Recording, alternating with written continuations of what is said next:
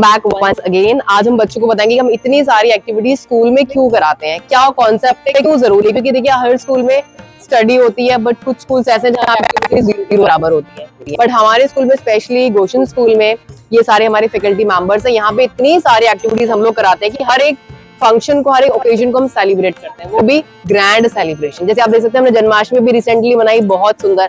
आज हम दिवाली मना रहे हैं और धनतेरस भी मना रहे हैं। तो कुछ टीचर्स मेरे साथ हैं, ये बच्चों को ये बताएंगे कि हम ये सब चीजें स्कूल में क्यों कराते हैं, मतलब स्टडी के साथ एक्टिविटीज क्यों जरूरी है, क्यों रामायण को, रामायण के कैरेक्टर्स को क्यों स्कूल में लाना, उनसे क्या सीख हमें मिलती है, हम क्या सीखते हैं उनसे, हम क्यों ये सब सेलिब्रेशंस कराते हैं। पूर्वज लोग थे और जितने लोग हमारी सब चीज़ों को जानते हैं, लेकिन अब एक्टिविटीज़ का होना बहुत आवश्यक है।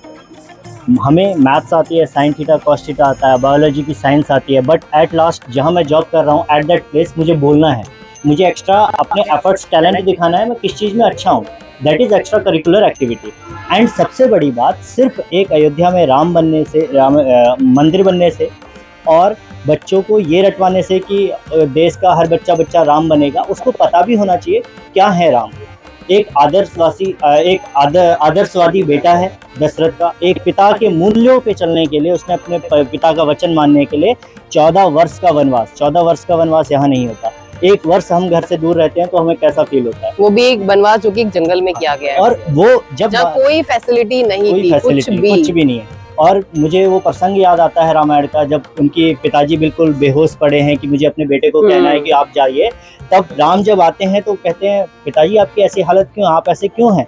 तो वो अपनी माँ से पूछते हैं कैकई से, आप मुझे बताइए पिताजी ऐसे क्यों हैं, कोई दिक्कत नहीं, मुझे बताइए। तो वो कैकई जो उनसे कहती हैं, मैंने तुम्हारे पिता से वचन मांगा है कि आपको, भरत को ये सिंहासन दे दिया जाए और राम को वनवास दे दिया जाए। तो वो कहते हैं, वो आज तक, उसमें मैं एक और ऐड करना चाहूँगा, वो हमेशा कैकई को हमेशा माता करके पुकारते थे, जननी कह के कभी नहीं पुकारते, क्योंकि जन्म देने वाली को जननी कहा जाता है। परंतु उस बात को सुनने के बाद वो अपनी कैकई माता के पैरों को छूते हैं और जननी कहते हैं कि आपने मुझे वनवास जैसी, ऐसी जहाँ इतने सारे ऋषियों के तप से मिलने का मुझे मौका मिलेगा, मुझे ऐसे वनवास, पूरी धरती का राजा बना दिया एक अयोध्या से निकाल के, और अपने बेटे को अयोध्या का राज्य दिया। आप जैसी माता तो मिलना बहुत, मतलब उन्होंने उसमें भी पॉजिटिविटी देखी।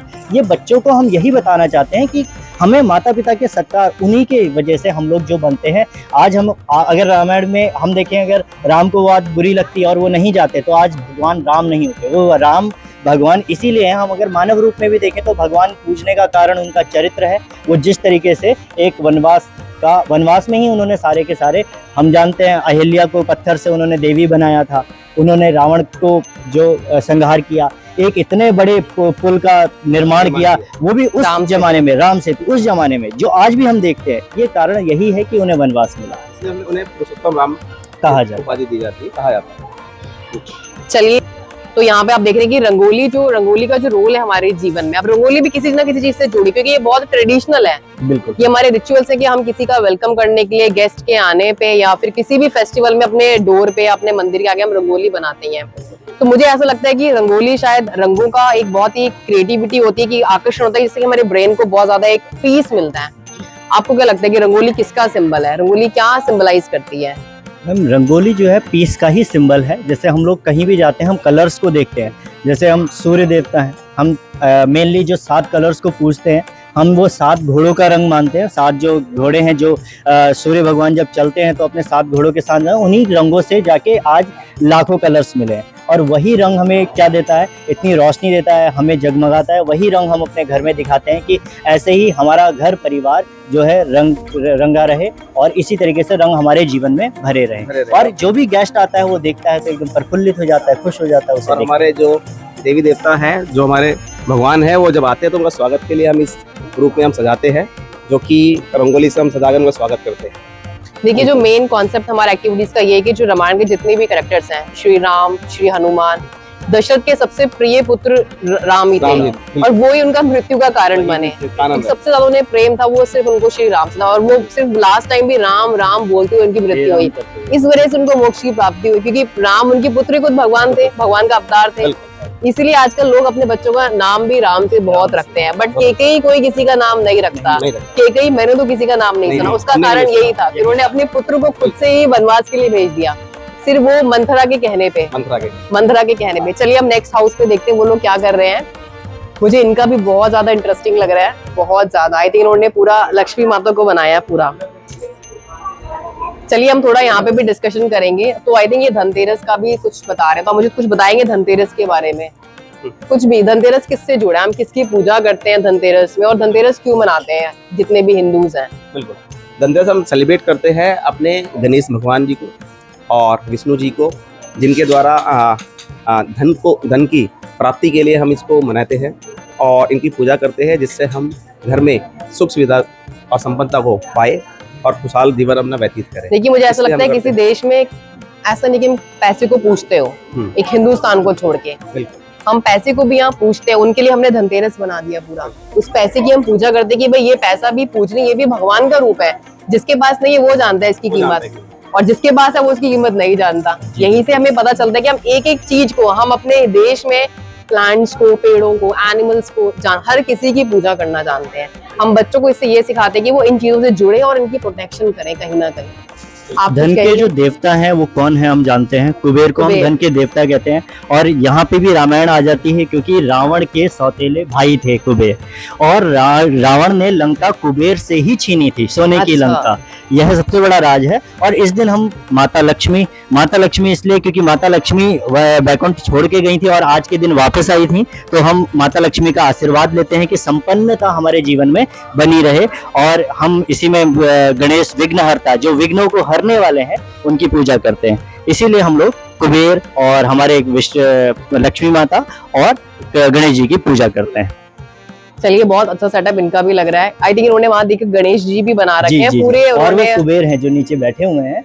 अच्छा, उन्होंने पूरा पल्सेस को यूज करके बहुत ही सुंदर लग रहा है, बहुत ही सुंदर। एग्जैक्टली, यही सबसे अच्छी खूबसूरती वाली बात है ना, बच्चों को पता है तभी उन्होंने Kuber and every goddess and God and goddess research करते हैं उस बारे में। इन्होंने दिवाली के बारे में जाके हर चीज देखी, किस किस से जुड़ी है, तब वो ढूंढते उनको बहुत सारी चीजें पता चल जाती है कि हम दिवाली क्यों मनाते हैं। क्योंकि यहाँ पे हर धर्म के बच्चे, मुझे ऐसा लग रहा है, सरदार भी है, हिंदू भी है और बाकी भी रिलीजन के हैं, तो सब मिलकर मना रहे हैं। तो स्कूल एक ऐसी जगह है जहाँ पे हर धर्म मिलकर एक फेस्टिवल को सेलिब्रेट कर सकता है। और हम धर्म की अच्छाइयों को पूछते हैं, बच्चों में उस धर्म की अच्छाइयों को डालते हैं। अगर हम जन्माष्टमी मनाते हैं, गुरु पर्व मनाते हैं, सीख ले रहे हैं बस उनसे, बस हम उनसे जिंदगी में सीख ही तो लेनी है कि कैसे हम अच्छा बन सके बस। Whatever the moral values were there, we take that. अब यहाँ पे मुझे ऐसा लग रहा है ये पूरी अयोध्या नगरी दिखा रहे हैं, क्योंकि इन्होंने यहाँ पे पूरा श्री राम, सीता और लक्ष्मण को तीनों को डिस्प्ले कर दिया है। तो देखिए ये बहुत अच्छा सीखने का एक रोल मॉडल्स है हमारे लिए। हम इनसे अगर एक एक चीज भी सीख लें तो शायद हमारा जीवन पूरा बदल सकता है, पूरा का पूरा बदल सकता है। अयोध्या के जो राम है, इसमें भरत का प्रसंग इसमें हमें कम दिखता है। तो भरत के बारे में एक चीज बताना चाहूंगा मैं। भरत जब वनवास में अपने भ्राता से मिलने आए थे, बड़े भाई राम से मिलने आए थे, तो उन्होंने ये कहा था कि भैया मुझे वनवास में मुझे राजा नहीं बनना है, आप आके गद्दी में बैठिए, मैं नहीं जाना चाहता। तो राम कहते हैं अगर मैं आके बैठ गया तो मेरे पिता का वचन टूट जाएगा, और मैं पिता का वचन नहीं टूट जाएगा, क्योंकि रघुवंश की नीति थी वो वचन ना जाए, प्राण जाए पर वचन ना जाए। तो भरत उनसे कहते हैं मैं फिर भी उसमें क्या नहीं करूंगा, राज नहीं करूंगा। आप मुझे अपने जो चरण पादुका है, उनकी चरण पादुका उन्होंने 14 वर्ष तक वहां रख के उस सीट को खाली रखते थे राजा की, सिर्फ चरण पादुका के नाम पे उन्होंने राज किया था। और रात को जब वो जाते थे तो अपने गांव के बाहर उन्होंने एक कुटिया बनाई थी, और कुटिया में वो रह के सारा राज करते थे। और इसमें एक चीज और, हमें क्यों यहाँ पे एक कपल्स जो होते हैं, एक आजकल हम देखते हैं कि डाइवोर्स का या फिर ये चीजें बहुत आती हैं, ये हम सीता और माँ सीता और राम जी के बारे में तो जानते ही, लक्ष्मण और उनकी पत्नी के बारे में भी हम देख सकते हैं। भरत जो है, भरत की वाइफ जो है, एक बार अपने जो बालकनी थी वहां अयोध्या में घूम रही थी, उनकी सास आई, उनसे कहती हैं आप यहाँ क्या कर रही हैं? तो कहती हैं मैं तब तक नहीं सो सकती। उन्हें दूर वो देखती थी कि उस जहाँ अलग भरत रहते थे, भरत महल में नहीं रहते थे, कुटिया में देखती हैं, जब तक वो दीप चल रहा है तब तक मेरे पति क्या कर रहे हैं, वहाँ काम कर रहे हैं, राजबाग का काम कर रहे हैं, और जब तक वो नहीं सोते तब तक मैं नहीं सो सकती। मतलब इतनी पतिव्रता नारी, चेस्ट वुमेन होती थी। जी जी बिल्कुल। आप लक्ष्मण उनकी भार्या जो थी उनके बारे में देखो, लक्ष्मण जी उनके साथ रहे और उनकी उसी टाइम पे शादी हुई थी, विवाह, उसके बाद भी वो अलग रहे। उन्हें जाने दिया, और उन्होंने जाने दिया था और सेवा के लिए, और उनकी माता, लक्ष्मण की माता खुद कहती हैं, लक्ष्मण कहते हैं माँ मैं जा रहा हूँ, तो कहती है मेरे को इस बात का बहुत बड़ा गर्व है कि तू मेरा पुत्र है जो राम के, और बेटा कहीं भी अपने पिता, अब तेरे पिता राम है और माता सीता है, इनके सेवा में अगर तू जितना, अगर कोई भी कमी करता है तो मेरे माँ के लिए लालछन होगा, तू जा और इनकी सेवा करना सुबह शाम। और उनकी जो लक्ष्मण जी की पत्नी थी, उन्हें उतने वर्ष का सोने का वरदान एक तरीके से दिया गया था, क्योंकि 14 वर्ष तक उन्हें अकेले रहना था, तो उनको वरदान था कि 14 वर्ष तक वो निद्रा में रहेंगी, लक्ष्मण की पत्नी। हाँ, निद्रा में रहेंगे और लक्ष्मण की निद्रा वो ले लेंगी हाँ, अपने ऊपर, ताकि वो उनकी सेवा में तत्पर रहे। बिल्कुल बिल्कुल बिल्कुल। और वो पूरा सो ही रही थी 14 साल। 14 ये वर्ष थोड़ी हम से। रावण की बात करते हैं, रावण के बारे में। रावण जैसे राक्षस कहते हैं कभी हुआ नहीं जी, ऐसा क्यों कहते हैं उन्हें? इसका सबसे बड़ा कारण है ना, राक्षस कुल में जब हम देखते हैं तो हम राक्षसों को बहुत ज्यादा जानते हैं, जैसे कि महिषासुर हो गए और भी कंस हो गए, लेकिन आपने अभी तक कोई भी इतने बड़े बड़े राक्षसों में किसी को इतना बड़ा भक्त नहीं देखा होगा। शिव के भक्त थे वो। हाँ मतलब, और जितने भी हमारे राक्षस कुल के थे उन्होंने तपस्या की सिर्फ वरदान लेने के लिए, लेकिन रावण ने बचपन से तपस्या की थी, शिव का परम भक्त था वो, सब कुछ मिलने के बावजूद वो भक्त ही था, उसमें इसीलिए अच्छाई थी, उसमें इसीलिए वो इतना विजयी भी हो पाया इतनी चीजों में। परंतु जहां उसने एक, हम कहते हैं कि नारी शक्ति और नारी का सम्मान हमारे भारतवर्ष की हमेशा से बहुत बड़ी रहा है कि हमें भारत में क्या करना चाहिए, नारी का सम्मान करना चाहिए। यही हमें, आप देख सकते हैं, हम राम को अगर राम का नाम लेते हैं तो हम कौशल्या नंदन राम बोलते हैं, दशरथ नंदन नहीं बोलते हैं। हम अगर कृष्ण का नाम लेते हैं तो यशोदा नंदन, देवकी नंदन कृष्ण बोलते हैं। इसका अर्थ यह है कि हमारे पुराने समय से ही नारी का सम्मान बहुत ज्यादा था, और नारी के नाम से जब हमारे प्रभु, हमारे भगवानों को जाना जाता था, ये यही दिखाता है कि हमारा नारी का लिए अगर सम्मान है तो वो देश, वो विश्व कहीं नहीं रुक सकता, किसी चीज में आगे नहीं रुक सकता, उसको कोई रोक ही नहीं सकता। और रावण की सबसे बड़ी यही कमी थी कि उसने अपनी पत्नी मंदोदरी को छोड़ के दूसरी पर स्त्री पर नजर रखी थी, और उसके गलत विचार थे, यही कारण था उसके खत्म होने का, वरना उसका ज्ञान, उसकी तपस्या ही थी जिसने उसे इतना आगे बढ़ाया था।